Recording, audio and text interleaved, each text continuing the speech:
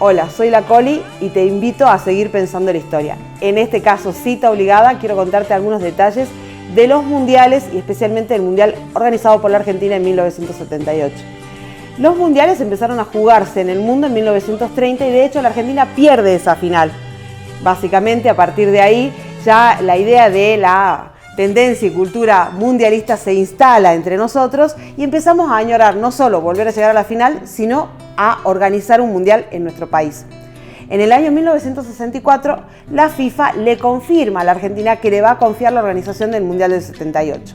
O sea que entre el 64 y el 78, donde finalmente se organiza el Mundial, pasando diferentes banderas políticas y sobre todo regímenes políticos muy poco legitimados y otros muy legitimados, estando los militares y estando democracias muy débiles en el medio, va a ir desarrollándose todo lo que sería la previa a la organización del Mundial del 78. Ya en el último tramo del gobierno peronista, que finaliza el 24 de marzo de 1976, José López Rega, aquel oscuro personaje, ya hablaba del mundial, de la organización, de las inversiones y de lo exitoso que tenía que ser. Todos los gobiernos venían hablando de esto y de hecho era tan incierto el panorama económico y político de la Argentina que la FIFA en varias oportunidades sale a confirmar que era la Argentina quien lo organizaba en 1978. O sea, confirma varias veces algo que ya se sabía, pero el clima social, económico, político del país hacía necesaria esta confirmación. Bueno, finalmente el 24 de marzo de 1976 se produce el golpe de Estado. La Junta Militar va a destronar, va a sacar del puesto de gobierno, de la presidencia, a María Isabel Martínez de Perón y va a asumir la presidencia, por supuesto, en un gobierno de facto de la República Argentina. Solo 4 días después, unos funcionarios de la FIFA se hacen presentes en la Argentina para confirmar la organización del Mundial 78, acercar posiciones y decidir cómo iba a ser esta organización. De hecho, cuando llegan no estaban hechos los estadios que tenían que hacerse desde cero y los 3 que tenían que reformularse, rearmarse para su habilitación tampoco estaban en condiciones. Así todo, faltando 1 año y medio para que inicie el Mundial, la Argentina confirma su organización y la Junta Militar toma a esta posta, a este proyecto, como uno de sus grandes proyectos. De hecho, se va a generar toda una comisión de gente preparada, de gente que va a estar trabajando. Se va a empezar a hablar de un mundial con todos los lujos. Si bien había un grupo de gente que quería un mundial más austero y demás, por supuesto, eso no se va a dar. Y se empieza a hablar de un mundial con todos los lujos. Se empieza a pensar en las personalidades que iban a visitar la Argentina en ese momento y que se iban a sentar en el palco oficial junto a las autoridades políticas. Entre ellos, por ejemplo, iba a venir Frank Sinatra, que después no vino, pero bueno, básicamente se hablaba de eso y se empieza a preparar toda la logística del Mundial. A la par se desarrollaba una dictadura militar muy legitimada por muchos sectores sociales, por la Iglesia y por supuesto por el imperialismo yanqui, y esa dictadura por supuesto va a llevar adelante el Mundial con el objetivo de legitimarse. Esto no va a suceder. Sí, lo que va a pasar es que el Mundial va a unir en un sentimiento popular esto que ya se venía dando desde esa primera final perdida en 1930, va a aglutinar a diferentes sectores políticos, sociales y culturales detrás de un objetivo popular que es ganar la Copa. En ese momento se cierran algunas grietas porque de hecho hasta los exiliados en Europa, en México o en otros países de América, cuando la selección iba ganando, salían a festejar ante la mirada azorada de quienes los veían como exiliados argentinos festejando un partido que estaba organizado por el mismo régimen que los había obligado a exiliarse. Esa contradicción genera el Mundial del 78. También se empieza a plantear una dicotomía o una grieta, así como se subsana una grieta, se abre otra grieta que va a ser la grieta entre los menotistas, que de hecho Menotti va a ser el director técnico de ese momento, y luego los bilardistas, ¿no? Se abre esta técnica de los resultados o el proceso. También aparece muy claramente un capítulo no cerrado, un capítulo que va a quedar pendiente para el Mundial Juvenil, que va a ser la presencia de Diego Maradona con 17 años, que finalmente Menotti no lo permite y Diego queda fuera del Mundial 78. Este Mundial va a tener como contracara todas las, podríamos decir, denuncias que se hacen con respecto a lo que es la violación de los derechos humanos. De hecho, la Junta va a contratar a un consultor de medios, de imágenes, que obviamente no eran los consultores como tenemos hoy, pero sí ya existían, y estos consultores en el informe les van a decir, ustedes tienen que limpiar el tema de los derechos humanos y la violación a estos, porque si no, no van a poder salir de ese embrollo por más que se haga el mundial, que los estadios sean maravillosos y demás. Datos de color, siempre volvemos sobre el partido contra Perú y un montón de mitos que se han creado alrededor de este partido. Realmente no se ha podido comprobar hasta el día de hoy si hubo el famoso apriete, si hubo dinero o qué tipo de tratativas se intentaron hacer para que la Argentina gane. Es un partido que los que saben dicen que en la cuestión técnica hubo algunas rarezas, pero también es sabido que hasta ahora no hay ninguno de los 22 jugadores que integraban el plantel peruano que haya salido a denunciar una coima o un apriete explícito. También decimos que el equipo peruano no tenía la experticia, la profesionalidad de otros equipos y que había jugado muchos partidos anteriores en pocos días, entonces también tenía poco resto físico y, vuelvo a repetir, poca experticia incluso frente a la selección argentina. Y la otra cuestión es lo que pasa durante la noche previa al partido, que es que los hinchas argentinos se instalan alrededor del hotel y no lo dejan descansar. Antes de llegar al estadio donde se iba a jugar ese partido, los peruanos tenían que llegar en 15 o 20 minutos, llegan en 1 hora y media. O sea que hay un desgaste físico hacia los peruanos que claramente nos podría anticipar la derrota que sufren. Y luego está la final con Holanda, donde se decía que si Holanda ganaba la final, era Belange quien le entregaba la copa, y si era Argentina, era Videla quien le entregaba la copa. No tanto porque los jugadores de Holanda no hubieran querido recibir la copa de manos de Videla. De hecho, los jugadores de Holanda en ningún momento se expresaron al respecto, y de hecho hay una declaración de Kroos que dice, si me la tiene que dar Videla, me la da Videla, y aunque yo sea hijo o nietos de personas que estuvieran en un campo de concentración, si la copa me la tenía que dar Hitler, igual la iba a recibir. Es más que Videla no le quería dar la copa a los holandeses que los holandeses no hubieran querido recibir la copa de Videla. Videla, toda la comisión, toda la junta necesitaban que se gane este mundial. Y ahí un poco analizar, ¿no? ¿Qué querían con que se gane un mundial? Legitimar el régimen, apaciguar los ánimos y demás, cosa que no van a lograr. ¿Por qué? Porque un triunfo futbolístico, en este caso, va a calmar los ánimos, va a generar consumo durante unos pocos días, pero no es que va a borrar todo lo que está pasando. De hecho, ellos mismos de alguna manera se flexibilizan y permiten la llegada, un tiempo después, de la Comisión Internacional de los Derechos Humanos, un poco en el fervor, en el apasionamiento de esos días, flexibilizan y se comprometen para la llegada de esta comisión.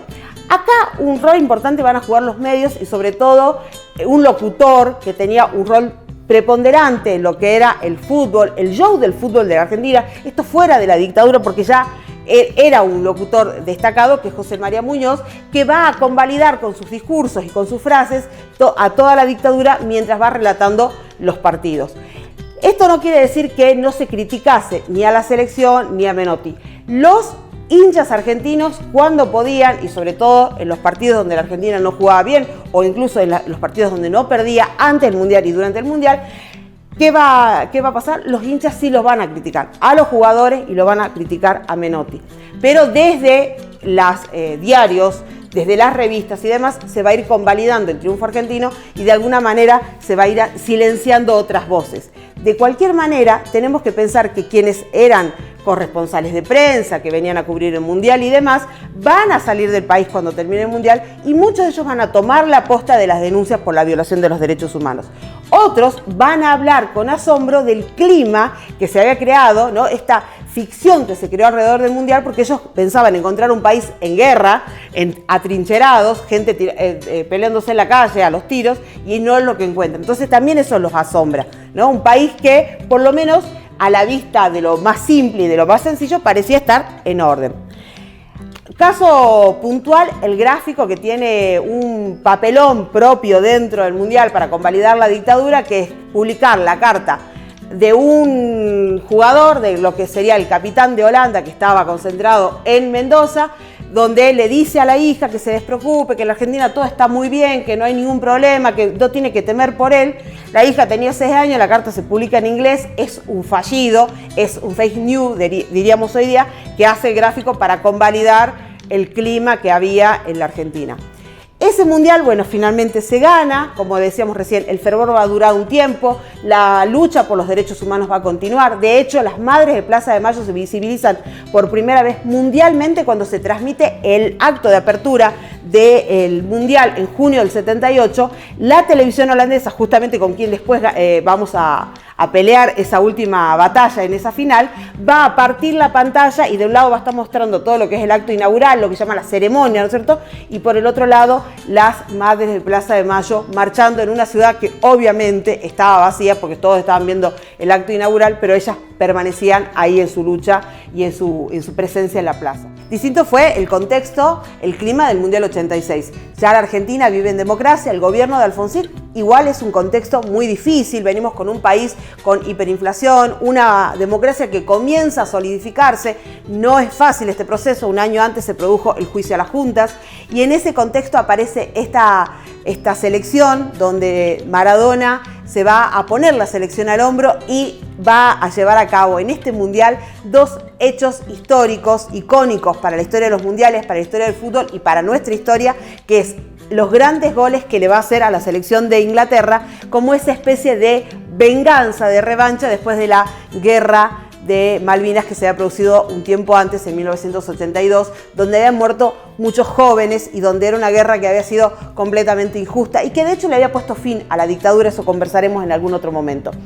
Por eso es histórico el Mundial del 86, porque el clima social, el clima emocional, el clima político es un clima bastante complejo. La economía no acompaña y así todo esta selección que va a salir campeona, por supuesto, va a ser celebrada y que va a hacer de alguna manera también ese uso político, si se me permite la expresión, cuando sea llevada la selección a saludar desde el balcón de la Casa Rosada. Bueno, esto un poco sintetiza, ¿no? Desde el 78 al 86, cómo se va usando este deporte tan popular y muy popular para los argentinos y la figura de sus ídolos para ir acompañando los procesos políticos, para intentar legitimar como en el 78, en el 82, bueno, terminando la dictadura, después de la guerra, también hay toda una cuestión, y en el 86 la presencia de la selección campeona con Diego a la cabeza en la Casa Rosada.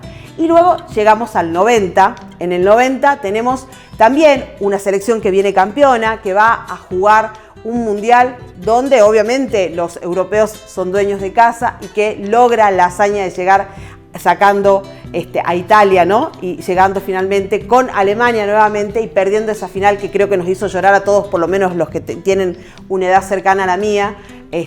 Nos hizo llorar ese arbitraje también que consideramos completamente injusto, completamente cuestionable, y la figura de estos jugadores recibiendo la medalla de plata completamente conmocionados por esta derrota inesperada. Nuevamente, aún con esa derrota, con este subcampeonato, el uso político, Menem los invita nuevamente a la Casa Rosada en un contexto ya diferente al del 86, ya estamos en pleno proceso de convertibilidad económica, el proceso de privatizaciones y el avance del neoliberalismo. Fíjense que vamos hablando de diferentes momentos políticos y cómo se van usando los mundiales.